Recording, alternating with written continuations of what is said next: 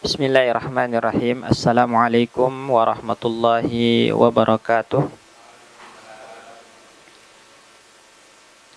Innal hamdalillah nahmaduhu wa nasta'inuhu wa nastaghfiruh wa na'udzu billahi min shururi anfusina wa min sayyiati a'malina.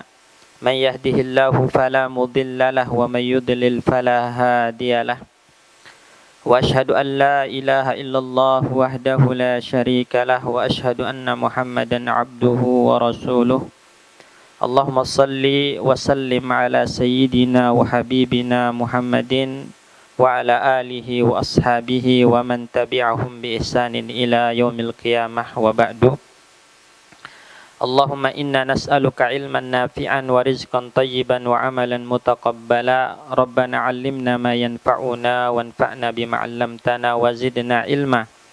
Allahumma inna na'udzubika min ilmin la yanfa' wa min qalbin la yahsha' wa min 'ainin la tadma' wa min du'ain la yustajabu lah. Rabbi shrah li sadri wa yassir li amri wahlul 'uqdatam min lisani yafqahu qawli. Jamaah kaum muslimin rahimani wa rahimakumullah. Alhamdulillah, pagi hari ini dengan karunia dari Allah Subhanahu wa taala, setelah kita melaksanakan salat subuh secara berjamaah, kemudian dilanjutkan dengan majelis ilmu, maka ini adalah merupakan cara mengawali hari yang baik. Semoga ini menjadi awal mula yang baik dan melahirkan husnul khatimah. Karena kalau kita lihat bagaimana Rasulullah Shallallahu Alaihi Wasallam mengawali hari-harinya, disebutkan oleh sahabat Abdullah bin Abbas radhiyallahu anhuma dalam sebuah riwayat, ketika Rasulullah Shallallahu Alaihi Wasallam iza shalla subha, apabila telah selesai salat subuh, maka beliau yajlisu fi musallah, tetap duduk di tempat salatnya, berzikir kepada Allah Subhanahu wa taala. Selesai itu wa ashabuhu yajlisuna haulah, para sahabat duduk di sekitar Nabi sallallahu alaihi wasallam untuk apa? Untuk majlis. Ya, untuk majlis. Kemudian hatta tartafi asy-syamsu, sampai matahari meninggi, sampai matahari terbit. Selesai itu barulah Rasulullah sallallahu alaihi wasallam keluar dari majlis, masuk ke rumah setiap istrinya, satu persatu didatangi dalam rangka mengucapkan salam kepada mereka dan mendoakan kebaikan untuk mereka. Jadi benar-benar hari itu diawali dengan hablun minallah dan hablun minan nas. Bagaimana menjaga hubungan baik dengan Allah Subhanahu wa taala, begitupun menjaga hubungan baik dengan sesama manusia. Silaturahim dijaga. Semoga ya kita mengawali hari-hari kita seperti apa yang dicontohkan oleh Nabi Sallallahu Alaihi Wasallam tersebut. Pada pertemuan yang lalu, jamaah sekalian rahimani wa rahimakumullah, kita telah membahas tentang makna dari sabda Rasulullah Sallallahu Alaihi Wasallam, talabul ilmi faridatun ala kulli muslimin. Menuntut ilmu itu fardu bagi setiap muslim. Dan ternyata yang fardu itu ada yang sifatnya fardu kifayah, ilmu yang fardu kifayah, ada ilmu yang fardu ain, yang tidak boleh ditinggalkan, harus dipelajari. Nah, apa ilmu yang fardu ain ini juga telah kita bahas, yaitu ilmul muamalati billah, ilmu bermuamalah dengan Allah Subhanahu wa taala. Nah, bagaimana gambaran ilmu muamalah ini, itu yang akan kita bahas pada pertemuan ini. Qala al-Imam Ibnu Qudamah rahimahullahu taala, faslun fa amma ilmul muamalati wa huwa ilmu ahwalil qalbi kal khaufi war raja'i war ridha was sidqi wal ihlasi wa ghairi dzalik. Adapun yang dimaksud dengan ilmu muamalah adalah ilmu ahwalil qalbi, ilmu tentang manajemen kalbu, manajemen hati. Ilmu tentang bagaimana amalan-amalan hati. Karena ya, yang menjadikan kita mulia di hadapan Allah Subhanahu wa taala adalah ketakwaan hati. Inna akramakum indallahi atqakum. Yang paling mulia di sisi Allah Subhanahu wa taala di antara kita adalah atqakum, yang paling bertakwa. Dan Nabi mengatakan at-taqwa hahuna. Takwa itu ada di dalam hati. Yang dilihat oleh Allah Subhanahu wa taala pertama kali dari diri kita adalah bukan postur tubuh kita, bukan harta yang kita miliki, bukan pakaian indah, bukan yang mahal, yang branded yang kita miliki, tapi hati kita. Innallaha la yanzuru ila amwalikum wala ila suwarikum wala ila thiyabikum. Ya, Allah itu tidak melihat kepada bagaimana harta kalian. Allah itu tidak melihat bagaimana postur tubuh kalian, warna kulit, tinggi, pendek, ganteng, jelek, enggak dilihat. Begitupun pakaian-pakaian enggak dilihat. Walakinnallaha yanzuru ila qulubikum. Yang pertama kali Allah lihat adalah hati kita. Wa ila a'malikum, kemudian amalan kita. Dan sebuah amalan itu tidak akan baik kecuali bila didasari dengan hati yang baik. Makanya dalam hadis Nabi Shallallahu Alaihi Wasallam sampaikan, inna fil jasadi mudghah, di dalam jasad manusia itu ada segumpal daging. Idza salahat salahal jasadu kulluh. Kalau segumpal daging ini baik, maka tentu ya jasadnya pun baik. Dalam artian amalan-amalan zahirnya akan baik. Wa idza fasadat fasadal jasadu kulluh. Tapi kalau ternyata segumpal daging ini rusak, busuk, maka amalan-amal zahir pun akan rusak. Ala wahyal qalbu, kata Nabi, itulah hati. Jadi memahami tentang bagaimana ya manajemen qalbu atau amalan-amalan hati ini sangat penting. Ya, beliau sebutkan contohnya amalan-amalan hati itu bagaimana? Kal khaufi, seperti rasa takut. Karena ilmu yang tidak mendatangkan rasa takut kepada Allah adalah ilmu yang tidak bermanfaat. Ilmu yang tidak menimbulkan khasyah, menimbulkan khauf, rasa takut kepada Allah Subhanahu wa taala, hanyalah ilmu yang akan menjadi bumerang bagi pemiliknya. Seringkali ilmu ini, jemaah sekalian rahimani wa rahimakumullah, menjadikan seseorang itu sombong. Makanya Wahab Ibnul Munabbih itu pernah mengatakan, inna lil ilmi tughyanan katughyanil mal. Ilmu itu kadang-kadang bisa membuat orang melampaui batas, sebagaimana pemilik harta melampaui batas. Seringkali ilmu itu dijadikan sebagai alat untuk mencari keringanan-keringanan yang sesuai dengan hawa nafsu. Sehingga yang haram dicarikan celah menjadi halal. Seringkali ilmu itu cuma sebagai wawasan semata tanpa disertai dengan amalan. Seringkali ilmu itu dijadikan sebagai kebanggaan. Ya, tidak salah para ulama mengatakan, ya, belajar fikih misalnya, belajar fikih itu tanpa disertai hati yang bersih itu kering, gersang. Karena akan membuat seseorang hanya beradu argumentasi, berdebat, mengalahkan satu sama lain dalam adu argumentasi. Begitupun belajar akidah, belajar hadis tanpa disertai dengan hati yang bersih, hati yang baik, itu juga kering, gersang. Seringkali membuat kita merasa hebat, merasa bangga, bisa lebih daripada orang lain dengan sebatas ilmu tersebut. Makanya ilmu, buah sejatinya adalah membuat kita takut kepada Allah, bukan sebaliknya membuat kita semakin sombong, semakin merasa hebat di hadapan orang lain. Innama yakhshallaha min ibadihil ulama. Orang yang takut kepada Allah itu dari kalangan hambanya adalah para ulama. Kenapa para ulama takut kepada Allah? Buah dari ilmu. Kal khawf, seperti rasa takut. Dan rasa takut ini harus ada dalam hati orang-orang beriman. Maksudnya takut kepada Allah. Justru dengan ilmu itu semakin membuat kita takut, ya, dengan ancaman-ancaman Allah, takut dengan azab-azab Allah Subhanahu wa taala.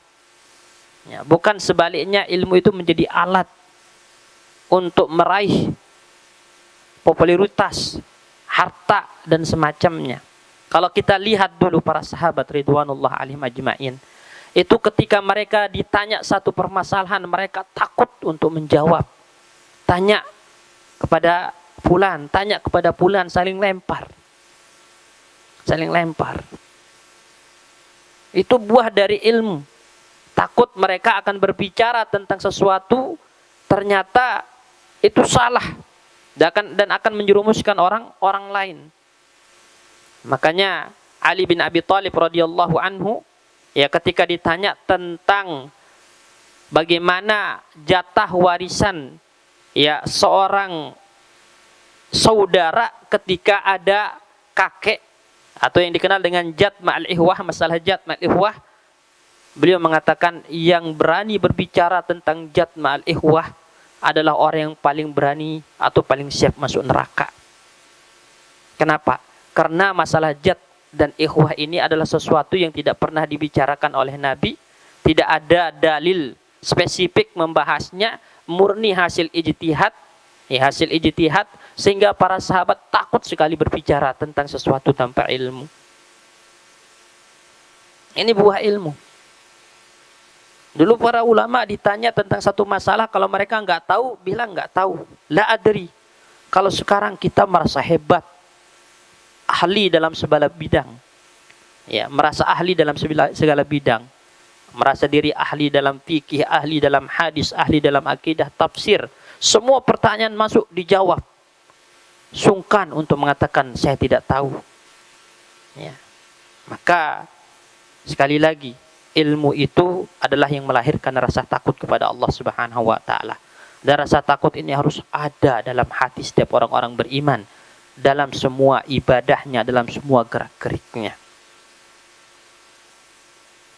Kemudian warrajai, contoh yang kedua dari amalan hati adalah roja, rasa harap kepada Allah Subhanahu wa taala.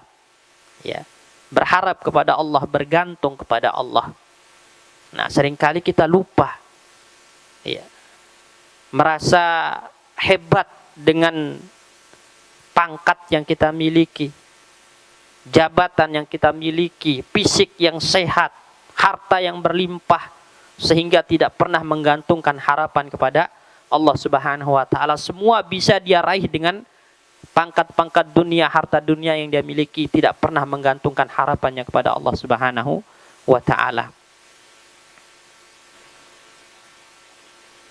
Padahal, ya, manusia itu lemah, manusia itu tidak berdaya. Ya, manusia itu fakir, senantiasa butuh kepada Allah Subhanahu wa taala, sehingga sudah semestinya menggantungkan harapannya hanya kepada Allah Subhanahu wa taala. Oleh karena itu Allah tegur kita di dalam Al-Qur'an. Walladzina yastakbiruna an ibadati sayadkhuluna jahannama dakhirin. Orang-orang yang sombong dari beribadah kepadaku, maksud dari ibadah di sini adalah berdoa, menunjukkan rasa butuhnya, menggantungkan harapannya kepada Allah, tidak mau atau tidak pernah mengangkat tangannya untuk menunjukkan rasa butuhnya kepada Allah, rasa harapnya kepada Allah, diancam sayadkhuluna jahannama dakhirin, masuk ke dalam neraka jahanam dalam keadaan hina. Waliyadu billah. Warridha, kemudian juga bentuk amalan hati adalah ridha. Ridha ini tingkatan yang luar biasa. Ya. Pertama, sabar. Ya, itu kemudian ridha. Jadi ridha dengan semua ketetapan-ketetapan Allah Subhanahu wa taala. Ya. Saya teringat, ya, perkataan Imam Malik, Imam Daril Hijrah rahimahullahu ta'ala, ketika ada orang menasihatinya, wahai imam, sampai kapan anda akan fokus bermajelis ilmu? Kapan anda akan memfokuskan diri untuk amal? Maka beliau sampaikan, setiap orang itu Allah mudahkan untuk apa dia diciptakan. Artinya, orang-orang itu harus memiliki amalan-amalan tersendiri yang bisa dia fokuskan. dan Allah Subhanahu wa taala memberikan kemudahan kepadaku untuk mengajarkan ilmu, maka saya ridho dengan apa yang Allah pilihkan untukku, kata beliau. Jadi gambaran bagaimana beliau ridho dengan apa yang Allah bagi. Beliau ridho dengan apa yang Allah tetapkan. Ya. Dan berusaha untuk menekuni hal tersebut. Karena amalan yang paling baik itu, Bapak-bapak sekalian, dalam hadis disebutkan adalah amalan yang dilakukan secara konsisten, continue. Innallaha yuhibbu ahadakum idza amila amalan ayyutqinah, kata Nabi. Allah itu suka dari salah seorang di antara kalian apabila telah melakukan suatu amalan maka ayyutqinah. Dia lakukan secara itqan, secara konsisten, sekecil apapun. Jadi bukan hanya sekali, dua kali, kemudian berhenti. Ya. Misalnya ada orang yang memang dibukakan pintu kebaikan oleh Allah untuk menjadi ahli sholat, misalnya. Ahli sholat maksudnya selain yang fardu, sholat sunnahnya dijaga. Ya. Maka dia konsisten melakukan hal tersebut. Allah suka. Ada orang yang dibukakan pintu sedekah. Pintu sedekah, walaupun nggak dibukakan pintu sholat, tapi dibukakan pintu sedekah dalam artian mungkin dia hanya menjaga sholat fardunya saja, tapi sholat sunnahnya banyak terlupakan, banyak terlalaikan, tapi sedekahnya konsisten. Ada orang yang dibukakan pintu siam oleh Allah Subhanahu Wa Taala, bukan ahli sholat, bukan ahli sedekah, tapi dimudahkan untuk berpuasa, dia konsisten. Maka ini orang-orang yang disukai oleh Allah. Ya, jadi konsisten dalam sebuah amalan yang dia mampu, yang dia diberikan kekuatan di situ oleh Allah Subhanahu wa taala, dan jarang sekali orang dibukakan semua pintu kebaikan itu, jarang. Ya. Makanya Al-Imam Hasan Al-Basri itu mengatakan apabila Allah membukakan pintu salat untuk seseorang, maka pintu-pintu yang lain akan tertutup. Nah, jadi kadang dia bukan ahli siam. Dia ahli salat tapi tidak bisa jadi ahli siam.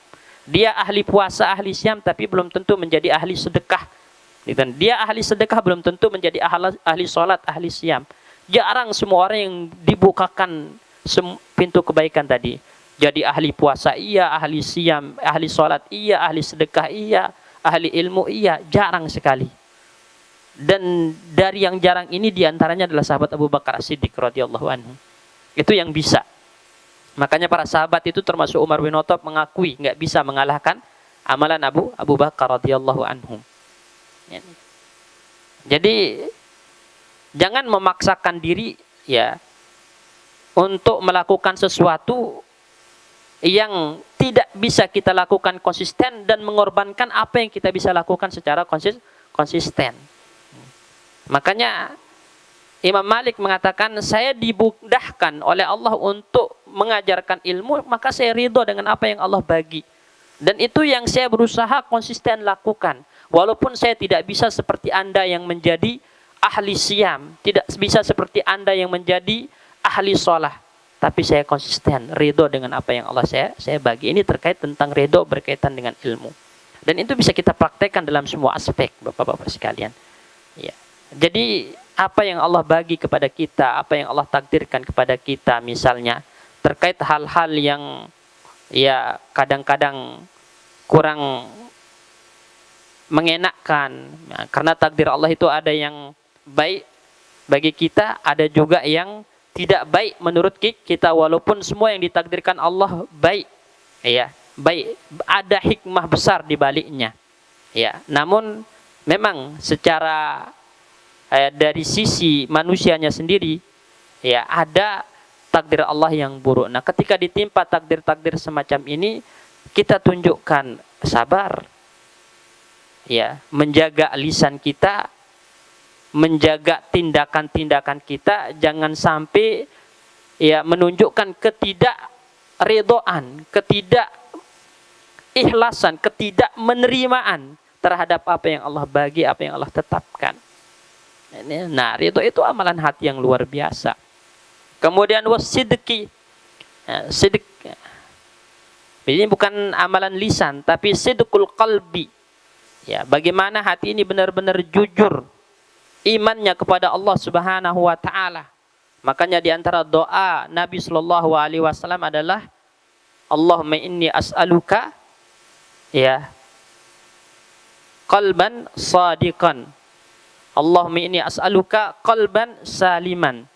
Ya, jadi meminta hati yang jujur, hati yang selamat.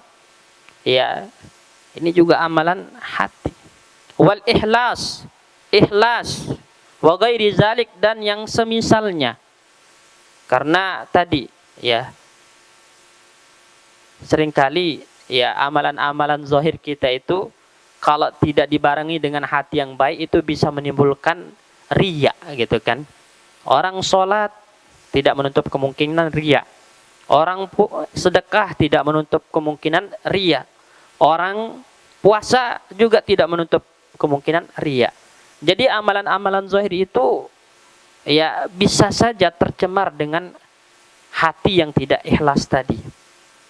Maka itu akan membuatnya sia-sia, tidak ada artinya.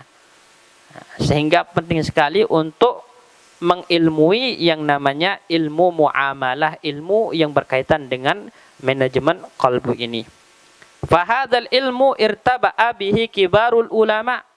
Ilmu yang seperti inilah yang membuat kedudukan para ulama-ulama besar itu tinggi derajatnya, dikenang sepanjang masa. Ya, seperti Al-Imam Sufyan Ats-Tsauri, Al-Imam Abu Hanifah, Al-Imam Malik bin Anas, Al-Imam Asy-Syafi'i, Al-Imam Ahmad. Mereka semua dikenal namanya sepanjang masa. Harum. Kenapa? Karena mereka adalah orang-orang yang ikhlas, orang-orang yang benar-benar ilmunya melahirkan rasa takut, melahirkan rasa harap, melahirkan kejujuran kepada Allah Subhanahu wa taala. Ya. Sekarang ya hal-hal semacam itu mulai mundur, kata Imam Ibnu Qudamah.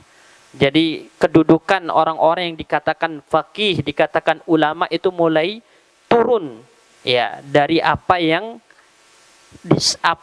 para ulama-ulama terdahulu sampai seperti Imam Ahmad tadi, Imam Syafi'i, Imam Malik, Imam Abu Hanifah. Sekarang yang dinamakan fuqaha, ahli fikih. Ahli fikih itu cuman sekedar gelar, ada. Ya memang secara fikih ya jago, tapi tidak banyak ya orang-orang yang ahli fikih hatinya tidak bersih gitu kan. Tidak bersih. Ya, fikihnya tidak menimbulkan rasa takut kepada Allah Subhanahu wa taala. Sehingga kadang-kadang wawasan, kefakihan, keahliannya dalam bidang fikih itu membuat dia untuk mencari celah ini dan itu untuk menghalalkan apa yang diharamkan oleh Allah Subhanahu wa taala. Ya, makanya kadang-kadang juga ya ilmu tentang fikih tadi hanya membahas tentang, para ahli fikih sekarang hanya fokus membahas tentang fikih, tentang apa itu zihar, apa itu li'an, apa itu hukum ini itu, tentang masalah-masalah, tapi nggak pernah bicara tentang ikhlas, tidak pernah memperingatkan tentang riya. Padahal yang fardu ain itu adalah bagaimana ilmu ikhlas, bagaimana peringatan dari bahaya riya gitu. Sehingga kita akan temukan istilah-istilah fikih, beberapa istilah itu bergeser menjadi lebih sempit. Dulu yang namanya fikih pada zaman para salaf, ya, pada zamannya para salaf, para sahabat, tabi'in, tabi'ut tabi'in, itu berkaitan dengan ilmu tariq al-akhirah, ilmu bagaimana jalan menuju akhirat. Jadi lebih umum, ya, bagaimana cara menyelamatkan hati ini, ya, dari hal-hal yang bisa merusaknya, bagaimana menyelamatkan amalan-amalan zahir dari hal-hal yang bisa membuatnya sia-sia, bagaimana ya kita dididik untuk memandang rendah dunia, tidak meninggikan dunia, tidak membuat kita cinta dunia. Ya, bagaimana berusaha untuk meraih ya nikmat akhirat. Bagaimana menimbulkan rasa takut yang luar biasa di dalam hati, itu fikih kalau zaman dulu. Kalau sekarang disempitkan, fikih itu hanya khusus untuk berkaitan tentang hukum ini, hukum itu, dan semacamnya. Ya, Al-Imam Al-Hasan Al-Basri mengatakan, innal faqih zahida fid dunya. Ya, innal faqih, orang yang ahli fikih, itu zaman Hasan Al-Basri, zamannya generasi yang 3. Faqih zaman dulu itu adalah az-zahidu fid dunya, orang yang paling zuhud dalam urusan dunia. Kalau sekarang alat fikih itu bisa jadi alat untuk meraup kekayaan. Ya, jadi alat untuk mengumpulkan kekayaan. Ar-ragibul fil akhirah. Faqih kalau zaman dulu itu adalah orang yang keinginannya kuat untuk urusan akhirat. Kalau sekarang fikih itu bisa membuat orang ya untuk mencari dunia. Ya, mencari ya syuhrah, ya, kemasyhuran di mata orang. Wal basiru bidinihi. Kalau faqih zaman dulu adalah orang yang tahu ya bagaimana tentang amalannya. Ya, al-mudawimu ala ibadati rabbih, yang senantiasa beribadah kepada Allah Subhanahu wa taala, mengamalkan ilmu tersebut.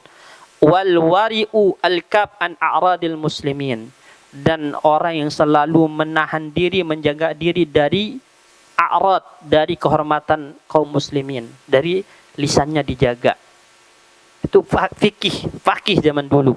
Al-afif an amwalihim, yang hartanya itu berusaha untuk diperoleh dengan cara yang halal. An-nasihu lahum, faqih zaman dulu adalah orang yang menginginkan kebaikan untuk orang lain. Kalau sekarang disempitkan, faqih zaman sekarang itu cuman yang bisa ya paham, yang telah paham atau telah mengaji fikih mazhab ini itu faqih zaman sekarang. Kalau zaman dulu faqihnya luar biasa. Ya, semua berkaitan tentang hati. Ya, fakana itlaquhum ismal fiqh ala ilmil akhirah aksar. Maka mereka menyebutkan fikih untuk ilmu akhirat itu lebih banyak. Ya, dibandingkan dengan ilmu yang hanya sebatas membahas fatwa tentang halal haram. Itu kalau fikih zaman dulu, ini disempitkan sekarang. Ya, sempitkan sekarang menjadi ya bagaimana seseorang itu mampu untuk memberikan fatwa. Ya, fatwa untuk hal-hal yang sifatnya zahir tadi, halal haram tadi. Ya, boleh tidaknya. Dan akhirnya semua orang berusaha untuk menjadi ahli fatwa. Ya, ahli fatwa. Karena tadi, ya, dengan menjadi ahli fatwa, dia akan naik ya di mata manusia, akan dihormati dan tidak lagi takut kepada Allah ketika berbicara halal haram. Semua pertanyaan dijawab. Enggak ada yang namanya saya enggak tahu. Oh, saya bisa. Jawabannya begini dicari-cari. Padahal kalau zaman dulu, ya bagaimana istilahul khauf alal qalbi. Bagaimana hati itu harus dikuasai rasa takut. Nah, begitu gambaran fikih zaman dulu. Ya, kemudian juga di antara yang bergeser lah istilah ilmu. Istilah ilmu itu telah bergeser. Kalau dulu yang dimaksud dengan ilmu, ya, menurut para salaf itu adalah al-ilmu billahi ta'ala. Ilmu tentang Allah. Ilmu tentang ayat-ayat Allah Subhanahu wa ta'ala. Ilmu tentang af'alullah kepada hamba-hambanya. Ya, kalau sekarang ilmu itu disempitkan menjadi ilmu terkait tentang fikih saja. Setiap orang yang pandai fikih berarti dia adalah berilmu. Walaupun dia nggak paham, ya, nggak paham tentang Al-Quran, nggak paham tentang Sunnah Nabi, ya, tapi dia pernah belajar fikih matan ini, matan itu, misalnya, ya, dia tidak paham tentang ayat-ayat Allah, dia tidak paham tentang hadis-hadis Nabi Shallallahu Alaihi Wasallam, sebatas menghafal, ya, matan fikih tertentu, nah ini bergeser, ya, makanya disebutkan oleh Al-Imam Ibnu Qudamah, aktsaru ma warada fi fadailil ilmi wal ulama. Jadi kebanyakan keutamaan-keutamaan ilmu dan ulama yang disebutkan dalam hadis maupun ayat-ayat Al-Qur'an itu adalah al-ulama'u billah. Ulama yang tahu tentang Allah Subhanahu wa taala. Ya, baik nama-nama Allah, sifat-sifat Allah, ya, perbuatan-perbuatan Allah kepada hambanya. Ya, itu yang menimbulkan rasa takutnya kepada Allah Subhanahu wa taala. Ya, disebutkan oleh Al-Hakim At-Tirmidzi, al-ilmu salah satu anwa. Ilmu itu ada 3 macam. Ilmu billah, ilmu tentang Allah, ilmu tentang rububiyah Allah, ilmu tentang amrullah, perintah-perintah Allah Subhanahu wa taala, takdir-takdir Allah Subhanahu wa taala kepada hambanya, bagaimana menyikapinya. Itu ilmu yang menimbulkan ketenangan, itu ilmu yang menimbulkan kebahagiaan. Itu ilmu yang menimbulkan iman yang semakin kuat kepada Allah Subhanahu wa taala. Ya, jadi ilmu yang berkaitan dengan Allah itu ilmunya orang dulu. Ya, kalau sekarang ilmu itu disempitkan menjadi ya ilmu-ilmu yang sebatas ya kaitannya dengan hal-hal yang zahir saja. Ya, tidak berkaitan dengan hal-hal yang sifatnya batin, hati. Juga termasuk yang bergeser, kata Al-Imam Ibnu Qudamah, adalah istilah tauhid. Ya, istilah tauhid. Kalau zaman dulu tauhid itu adalah antural umur kulluha minallahi ta'ala ru'yatan taqta al-iltifat ilal asbab wal wasaid. Kalau dulu yang namanya tauhid itu melihat segala sesuatu itu dari Allah Subhanahu wa taala. Jadi semua hal ya itu minallah, dari Allah Subhanahu wa taala. Apapun sebabnya, apapun perantaranya, itu semua dari Allah Subhanahu wa taala. Dan inilah tauhid yang akan membuahkan ketawakalan dan ridho. Kalau sekarang tauhid itu ya dikhususkan tentang apa? Ilmu kalam, ilmu falsafah dan semacamnya, teologi ya dan semacamnya. Kalau zaman dulu tauhid itu adalah meminta pertolongan kepada Allah, bergantung kepada Allah, tawakal kepada Allah, segala sesuatu itu dari Allah. Itu hakikat tauhid kalau zaman dulu. Ya, digambarkannya seperti itu. Ya, jadi antum menerima rezeki. Ya, siapapun perantaranya, apapun sebabnya, antum tahu ini dari Allah. Itu gambaran tauhid zaman dulu. Dulu semuanya dikaitkan dengan Allah, semuanya digantungkan dengan Allah, dan itu hilang sekarang. Ya, mulai hilang, mulai tergerus. Ya, tawakal itu kepada diri sendiri. Thiqah bin nafsi, terus percaya kepada diri.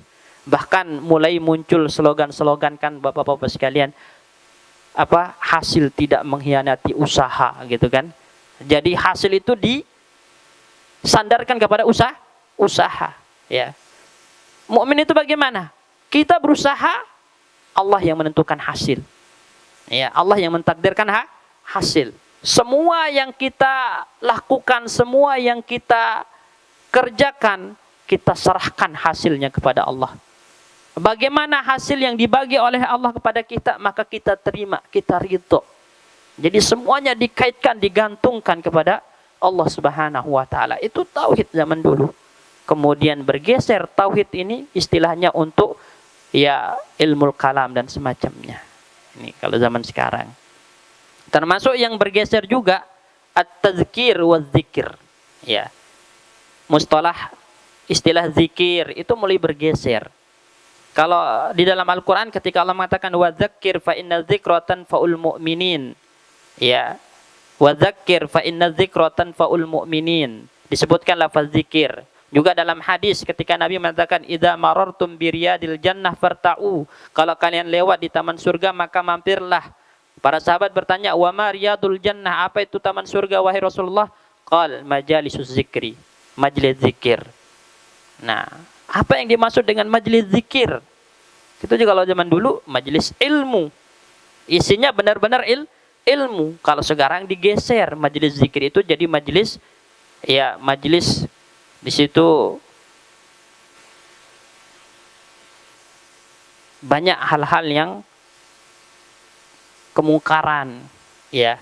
Contohnya majelis zikir, majelis ilmu tapi isinya cerita, dongeng. Banyak. Ya, banyak. Makanya disebutkan di sini oleh Imam Ibnu Qudamah, fa naqalu dzalika ilal qasas wa ma yahtawi alaihi al-yawm majalisul qassi min syathin wat tamat. kemudian dipindah istilah majelis zikir itu ke majelis dongeng, cerita. Disitulah ya, di majelis itu, majelis dongeng, majelis cerita ini penuh dengan asyadhu wa tamat. Asyadhu itu ucapan-ucapan yang nyeleneh. Coba lihat ya, beberapa majelis itu ceritanya kalau Kiai Pulan, ulama Pulan, Habib Pulan, kalau bajunya ditaruh itu bisa zikir sendiri. Ya. Kalau apa kan ada panitia panitia hari kiamat gitu kan. Panitia hari kiamat dari keluarga ini gitu. Apalagi kalau ditanya mungkar makir jangan takut, sebut aja ya nama alim ini gitu. Ini namanya asyadhu, ucapan-ucapan nyeleneh. Jadi menyebutkan karomah namun bertentangan dengan akidah, bertentangan dengan ya akidah kaum muslimin. Ini sangat berbahaya. Ada juga tomat. Tomat itu maksudnya penampilan yang nyeleneh, ya, penampilan yang nyeleneh. Jadi menceritakan ya orang berpenampilan seperti ini seperti itu, oh dia wali, ya jangan dipertanyakan karena Anda belum sampai makomnya. Jadi asyadhu wa tamat ini istilah-istilah yang dimunculkan oleh orang-orang sufi. Ya, orang-orang sufi mutaakhirin belakangan. Kalau sufi zaman dulu itu maksudnya adalah orang yang zuhud dari dunia, yang berlepas dari dunia, ya mendermakan ya usianya untuk ibadah kepada Allah Subhanahu wa taala semata. Kemudian bergeser, sufi itu maknanya menjadi orang-orang yang semacam ini, penuh dengan asyadhu wa tamat ini. Ya. Beliau mengatakan, "Wa man tasyaghala fi wa'dhihi bi dzikri qasasil awwalin." Barang siapa yang menyibukkan diri dalam nasihatnya dengan menyebutkan cerita-cerita orang-orang terdahulu, ya, guru-gurunya, kiai-kiainya, ulama-ulamanya, falyu'lam, maka hendaklah diketahui, anna aksara mahyuh ka fi dzalika la yasbutu. Kebanyakan cerita yang disebut ya, kebanyakan ya apa-apa yang diceritakan itu la yasbut, sesuatu yang tidak sabit, sesuatu yang tidak sahih, tidak benar. Kama yankulun, ya sebagaimana mereka menceritakan misalnya, ya annahu ra'a Yaqub 'adan ala yadayhi, ya dia melihat Nabi Yakub itu pernah berpegangan di tangannya, atau menceritakan kalau zaman sekarang mungkin ya dia pernah bertemu dengan Nabi gitu kan.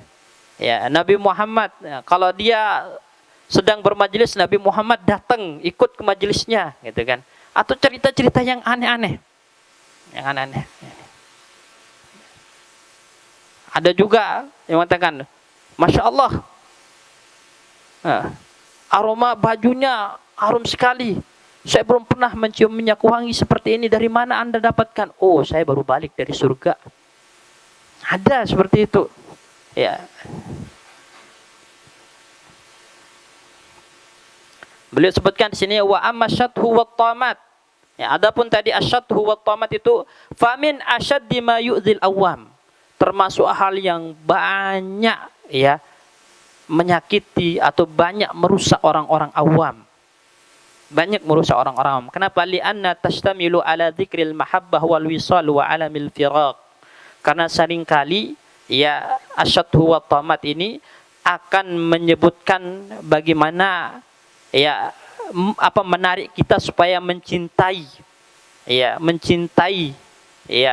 Fulan yang punya karomah ini itu, sehingga menjunjung tinggi padahal ya belum tentu faktanya seperti itu. Bisa jadi itu hanya bumbu-bumbu untuk ya membuat orang itu tertarik ya semakin mengikuti. Makanya wa amatul hadirin ajlafun. Kebanyakan orang-orang yang hadir itu seringkali tertarik mendengarkan kisah-kisah, cerita-cerita semacam ini, ya. Wa kullu dzalika fasad, semua itu adalah kerusakan. Kerusakan. Maka tadi ya, majelis zikir yang sebenarnya adalah majelis ilmu, majelis yang dibacakan ini qala Allah, ini qala Rasul. Ya. Bukan yang dipenuhi dengan cerita-cerita atau ucapan-ucapan nyeleneh dan semisalnya. Ya, kalau lihat so kadang-kadang sebagian kiai ya ada yang ngomongnya waliyadzubillah kasar dan semacamnya, itu ada, masuk TV lagi ya, masuk TV ya. Kemudian yang termasuk bergeser itu adalah istilah hikmah. Nah, hikmah kalau zaman dulu itu maksudnya adalah al-ilmu wal amalu bihi, ilmu yang disertai dengan amal. Kalau sekarang ya, orang hakim itu adalah orang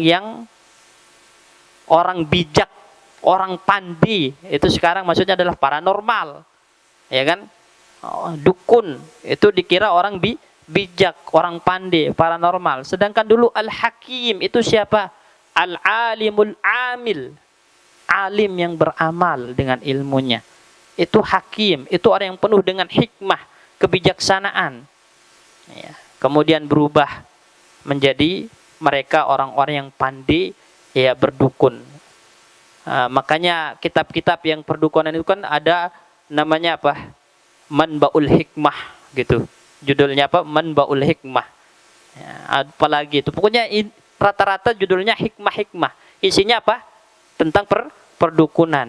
Raja-raja, bagaimana bikin raja dan semacamnya. Jadi hikmah itu dibalik istilahnya menjadi sesuatu yang sifatnya perdukunan dan semacamnya. Padahal kalau dulu hikmah yang ada dalam Al-Quran, lapasnya apa? Lapas-lapas yang berkaitan dengan hikmah di dalam Al-Quran itu maknanya adalah ilmu wal amal. Al-ilmu wal amal. Ini beberapa contoh ya pergeseran. Ya, pergeseran disebabkan apa? Disebabkan tadi ya ilmu muamalah yang berkaitan dengan hati itu mulai tergerus. Padahal itu yang wajib kita pelajari, itu yang fardu ain. Karena kalau hati telah baik, maka amalan zahir pun baik tadi. Orang kalau melakukan amal zahir tapi hatinya tidak dilatih untuk takut kepada Allah, tidak dilatih untuk berharap kepada Allah, tidak dilatih untuk ikhlas, akan dipenuhi dengan riya, akan dipenuhi dengan ya kebergantungan kepada selain Allah Subhanahu wa taala. Ya, itu menyebabkan kita ibadah penuh dengan riya, berat ibadahnya, ya. Obsesinya kepada dunia lebih tinggi daripada akhirat.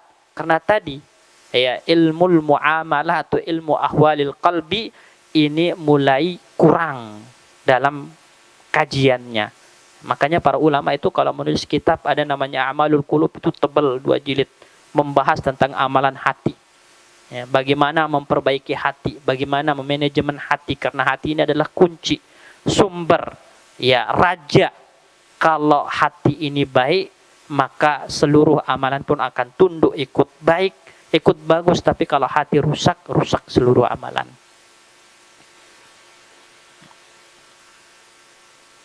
Ini berkaitan tentang ya gambaran umum apa ilmu muamalah. Cuman nanti akar rincinya sebenarnya akan dibahas ya oleh Al-Imam Ibnu Qudamah itu di pembahasan-pembahasan selanjutnya. Beliau hanya memberikan gambaran umum di awal. Nah, kemudian selanjutnya nanti di pasal berikutnya akan dibahas tentang ilmu itu ada yang tercela, ada yang terpuji. Nah, yang terpuji itu sendiri punya tingkatan. Sehingga seorang mukmin ketika mempelajarinya harus memiliki skala prioritas. Mana yang harus dikedepankan ya dari sekian banyak ilmu-ilmu yang terpuji tersebut. Nah, itu kita bahas insyaallah pada pertemuan selanjutnya. Barakallahu fikum. Kita tutup dengan doa kafaratul majlis. Assalamualaikum warahmatullahi wabarakatuh.